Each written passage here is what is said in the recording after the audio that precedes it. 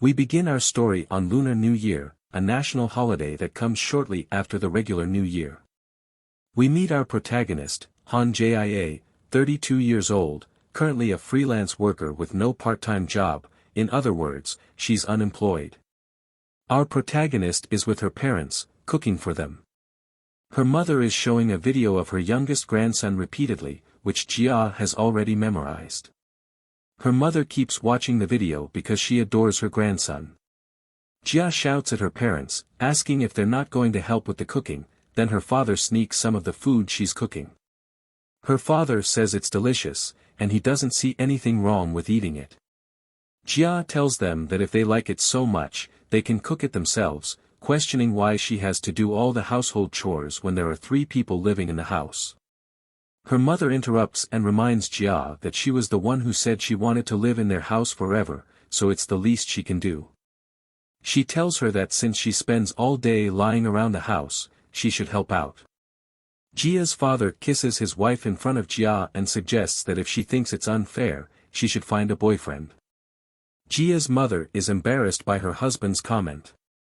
Jia, with an expression of not wanting to witness her parents' actions, gets up to open the door as her favorite daughter arrives with her family. When Jia's mother hugs her granddaughter tightly, her son-in-law carries their youngest son into the house. He asks how Jia's parents have been. Jia's sister enters the house, tired, and her husband asks if she's hurt or if her legs hurt. He promises to give her a massage later when they can sit down. Jia welcomes her younger sister and tells her it's been a long time, that she missed her and offers her the apron since she doesn't want to cook. Her sister comments that it's been a while and that Jia looks good despite only wearing an apron. She also mentions it would be great if she could eat what she's cooked for the festival. Jia gives her sister a passive-aggressive smile and repeatedly tells her to put on the apron, with the whole family present. She adds that she's being kind and if her sister doesn't want her to kill her. At that moment, their mother hits Jia on the head and tells her that she hasn't changed and can't get rid of that gangster personality of hers. Our protagonist tells her mom that she's been doing all the chores by herself and they should at least take turns. She explains that she's trying to make her sister rest because it's been a while since she's been here. Her brother-in-law pleads with her not to be like that, as Jimin, her sister, has had a hard time recently. Her mother asks if that means a 3rd child is on the way, and Jimin responds that they didn't intend to have a 3rd child. Jia's father tells her why she's just standing there if she's drunk. Jia leaves the house, finds a tree branch, and starts to roll a cigarette while cursing and thinking about what just happened. As she's thinking, she remembers that her sister told her before leaving that she knows someone, and the age gap isn't too big, which is perfect for her. She thinks to herself that he's not a jerk.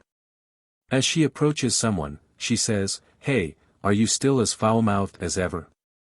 The person looks at her, and she wonders who he is.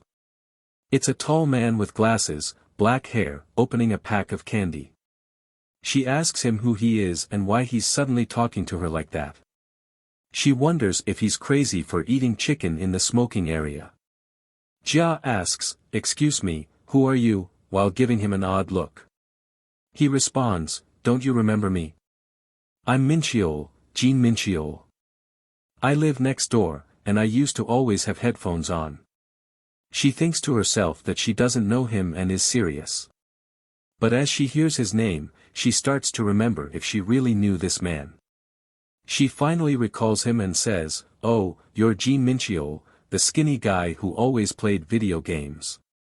He asks if she didn't recognize him because he's changed a lot. She admits that he has changed a lot, and she asks about the chicken.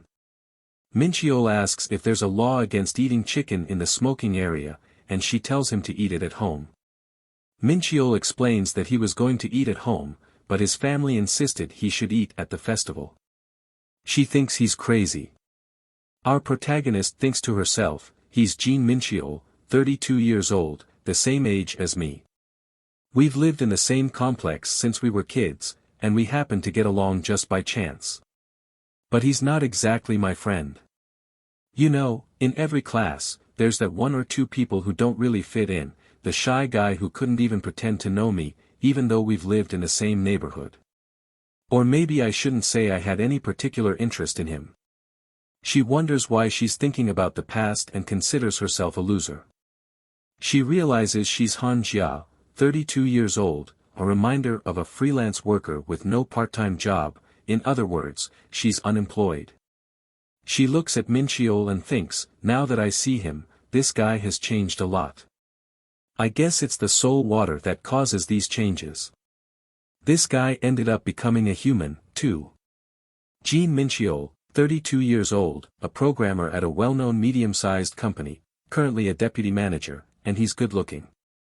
He doesn't have any special qualities, just eats and lives healthily. Wait, something's odd. Remembering that she's unemployed. As Mincheol interrupts her thoughts and asks how she's been, she wonders why he's so interested in her life. She replies that there's nothing special, and then she asks him how life has treated him, thinking that maybe she looks like she's having a good life. Mincheol responds, life's been average, work, exercise, video games, bathing, and sleeping. She says, that doesn't sound average. It sounds like you're living life to the fullest. Mincheol chuckles and admits that he used to think the same way, but it seems that's not how it appears to some adults. He mentions that a few years ago, his parents' nagging got worse, saying things like, oh, I'm getting old, or, aren't you getting married? Marriage isn't something I can do on my own. She says that must have been problematic, and he adds, that's not all. They even tried to register me with a marriage agency for a registration fee of $500 and something. With that money, I could have bought a gaming motor. She can't believe they were serious about it. Mincheol concludes, anyway, I guess you're doing well, right? You look fit. She remembers she's the only one who hasn't settled down. Suddenly, Jia exclaims, damn, we should get married, shouldn't we? Mincheol turns to her and asks, what? Our protagonist is left blushing and petrified by what she just said. After a moment, she says, it's just that both of us have received so many sermons for not getting married yet. So everything would be solved if we got married. Thinking to herself, am I crazy? What am I saying? She tells Mincheol, embarrassed, that he has nothing to lose, right? He's single, she's single, we get married, it's a win-win, you know. Mincheol looks at her with a serious face, saying nothing. Our protagonist becomes even more nervous and asks him why he looks so serious, if he can't take a joke, all while laughing nervously. In the next moment, Jia and Mincheol find themselves at her family's house, with Mincheol asking her father for permission to marry her. Her father immediately agrees, leaving Jia in disbelief. They skip to another scene, where Jia is at the altar, getting married. She looks incredulous, unable to believe what's happening. They take a plane for their honeymoon in Hawaii, and our protagonist still can't believe the situation. In their hotel room, Mincheol comes out of the bathroom and tells Jia that marriage is a good thing, he never thought this day would come.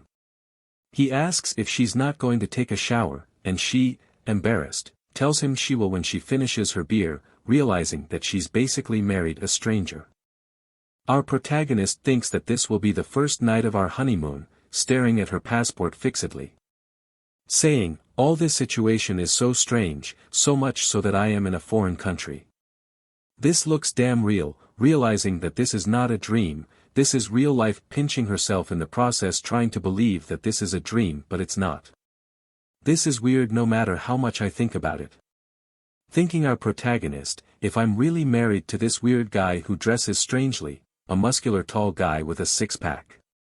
Leaving our protagonist blushing at seeing this situation. Wondering what kind of deal she made, desperately trying to calm down. Mincheol asks our protagonist what she's doing, she answers in an embarrassed way that she's going to bed. Mincheol tells her if you want to sleep then go ahead. Jia asks her, what are you doing? Mincheol replies, I can't find one thing, but I definitely brought it. Our protagonist asks him, brought what? Mincheol with a serious face tells Jia, a tool to spend our peaceful night together. Jia responds, I see, you came prepared for something like this, with an incredulous face until she realizes what Mincheol tried to say. thinking, did he expect this peaceful night to pass? What is he trying to find?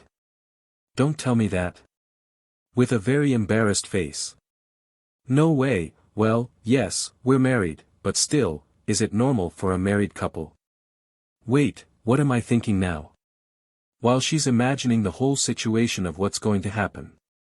Knowing that everything is sudden, she's trying to put all her imagination into what will happen and visualizing it. Suddenly, Mincheol tells Jia to take this. Our protagonist guides her, super embarrassed, telling him that her heart is not ready for it yet, to wait a bit, feeling very, very embarrassed. He wonders, ready for what? What gives her the earplugs and tells her, I don't do this very often, but I snore when I'm too tired. So I'll go to sleep first because I'm very tired. Good night. He goes to bed while I already see him with a disappointed face as if he had lost his life watching the situation. And she puts on her earplugs and thinks, what did I expect from this guy? The next day. This is something that everyone, regardless of gender, dreams of at least once, a big local festival, exotic and foreign food, a strong marital bond. But in some cases, it can be the starting point of a marital conflict. So keep that in mind when you're the one preparing them. During the morning of the second honeymoon, she wonders what should she do. What clothes am I supposed to wear? Pondering and choosing between something exotic, something local, or sophisticated. Considering that a casual dress to not make it too obvious that I'm on a honeymoon would be fine. Jia asks Mincheol, haven't you finished yet today? He replies, wait a minute, I'm almost done. Our protagonist can't believe what she's seeing, her husband in a super tight red t-shirt and yellow shorts, floral socks, and sandals on. She yells at him, asking if he's crazy for wearing those clothes. He asks, is there a problem with these clothes? She tells him, the problem is you because you're wearing sandals with socks. He says, don't you know? They're very comfortable. Anyway, it doesn't matter, right? Nobody's looking at us anyway. Jia, with a shocked face, says, I see, oh my goodness. Jia grabs him by the ear and tells him it's not the time to worry about the itinerary. Come over here. And they go to a store to get him some clothes. She thinks, to be honest, I'm not so sure either. I've barely been out in these last few years, but on the other hand, he'll look better than before, right? No matter what he wears, I'll say it looks good and we'll continue with the itinerary right away. Mincheol comes out of the fitting room and tells our protagonist, do I look good? Jia, terrified, can't believe what she's seeing. He does not look good, he looks like he's wearing a horrible costume similar to Mario Brothers. Our protagonist takes her husband and puts him back in the fitting room, searching for more normal clothes for him to wear. Mincheol asks Jia, do I really look good? She quickly responds, you look good. At least you look good to me. Just leave it as it is, with a kind face. Mincheol tells the saleswoman to sell him 7 sets of what Jia is wearing. Blushing, she shouts at him to stop. He tells her, didn't you say I look good in this? Wouldn't it be perfect to buy several of them? Our protagonist, embarrassed, thinks, what kind of life have you been living all this time? She tells him, still, why do you want to buy several sets of the same outfit? Well, I'll take a few more, so go back inside and try them on. Mincheol stares at her while Jia is looking for new sets of clothes for him. Mincheol realizes that to the right there's a mannequin with a swimsuit. He asks our protagonist, our next itinerary is a banana boat ride, right? She replies, maybe. Mincheol tells her with a serious face, since you're choosing clothes for me, then I'll choose a swimsuit for you, what do you think? While our protagonist is not there, she takes a while to understand the situation, feels embarrassed in front of Mincheol. Well, folks, we'll wrap it up for today. Please subscribe, like, and comment to see part 2 of this manhwa and more that I'll be bringing to the channel. Thank you for watching, and we'll see you soon.